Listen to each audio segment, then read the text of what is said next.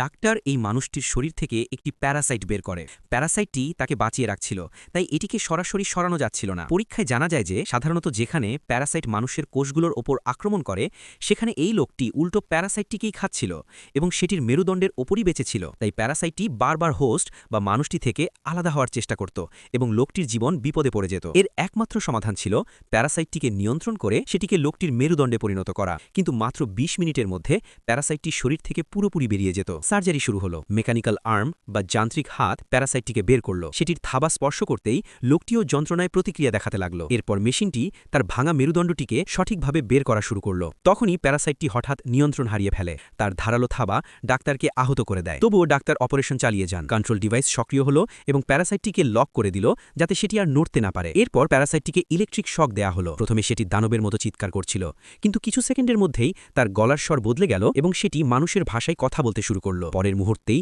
সেখানে উপস্থিত সবাই অবাক হয়ে গেল।